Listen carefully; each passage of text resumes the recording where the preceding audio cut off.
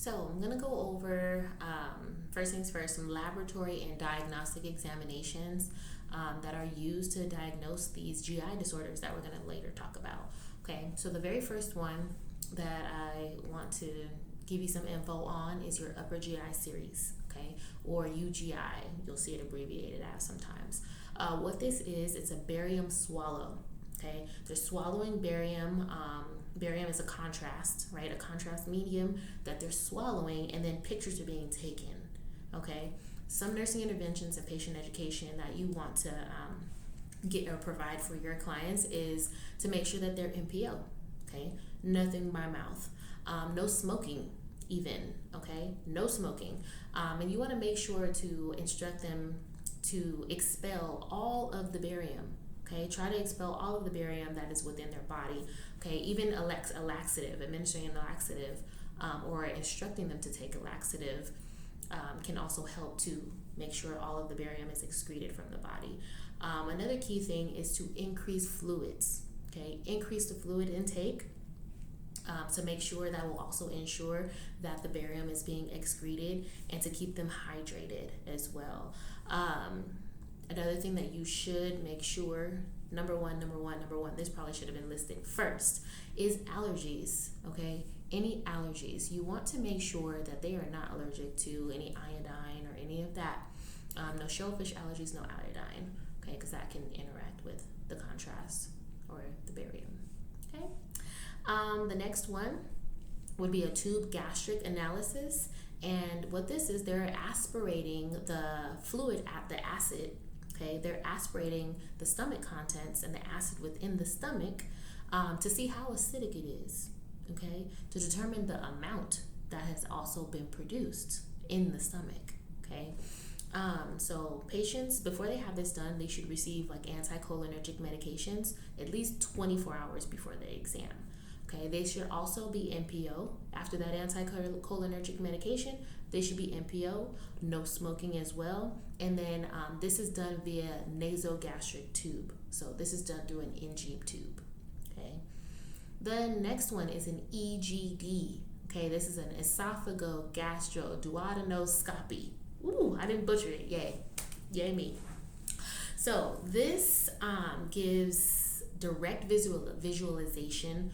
Okay, direct visualization. It's like a camera and a light on the end of the scope. Okay, that it goes down your mouth, down through the esophagus to get a good picture. Okay, to get a good picture of the body cavity. All right. The scope is flexible. Okay, it's very long and flexible. Nursing interventions for this: nothing by mouth after midnight. Okay, make sure that the patient has adequate IV access. Okay. Following the procedure, they should still be NPO, and this is key. They should still be NPO to make sure that their gag reflex returns. Do not administer any food, drinks, anything until that gag reflex has returned. They run the risk of aspiration and choking. Okay? Monitor their vital signs and any signs and symptoms of complication. Okay?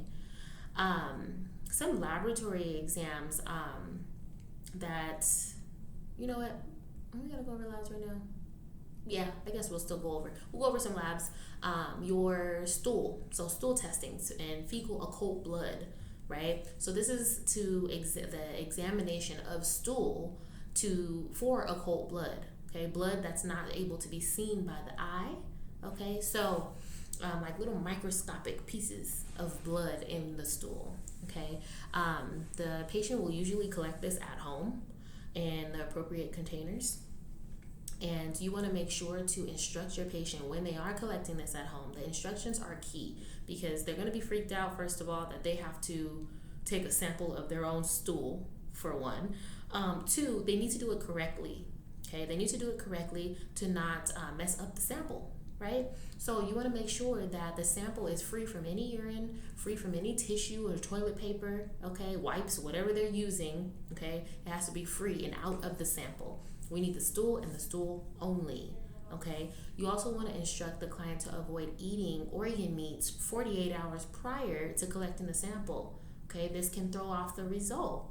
So There's some good teachings. Okay, some of them, like the fit kit, the little fit kit. It's a cute little rectangular kit that they can just complete that, and it's just a smear and mail it. Okay, some they will have to actually put them in the vials. It just depends on which one is ordered. Okay, but key things about those: no organ meats 48 hours prior to completing the test. And then the second one is making sure that it is stool and stool only in the sample. Okay. Next one, a colonoscopy. Okay, this colonoscopy is done every 5 years. Okay, every 5 years. And this is kind of like our EGD that we talked about, the scope going down the mouth. The colonoscopy is a scope going up the rectum. Okay, up the rectum. The patient should be on a clear liquid diet 1 to 3 days prior to the exam. Okay, and this is just to make sure all of the bowels are cleaned out. Okay, a lot of times they will be prescribed things like Go Lightly. Okay, but clear liquid diet 1 to 3 days prior to the exam. They should be NPO 8 hours prior to the procedure. Okay, the bowel cleanse, as I mentioned, like Go Lightly, that's something that will be prescribed to clear out the bowels. All right, you want to let them know that they may experience some cramping. Okay, they may experience some cramping, and that's something that you want to assess still, but let them know that that is to be expected. Okay.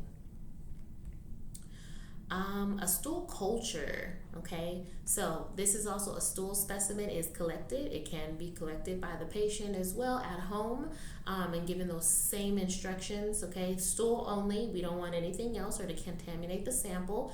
But what a stool culture is checking for the presence of bacteria, ova, and parasites.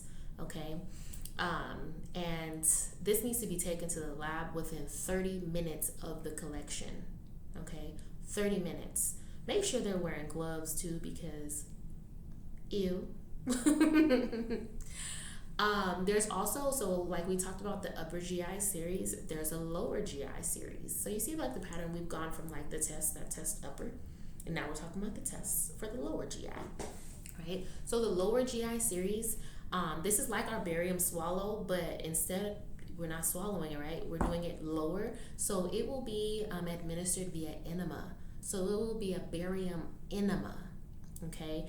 And this is the same thing. The enema with the barium will enter the rectum, and then photographs will be taken, okay, to detect any abnormalities, all right? Let's see, anything else? Nursing intervention. So, barium enema, you may perform a cleansing enema after, just to make sure that everything is come out. Still want to encourage the increase of the fluids, possibly a laxative to make sure that it has all been expelled, or as much of it has been expelled as you can before they leave. You do want to instruct your patients like, hey, it may be normal for you to have like some white colored stools or light colored stools, until all of the barium has been excreted outside of the body. Okay, and those are your main diagnostic studies, okay, for your GI disorders. Okay, hope this helps.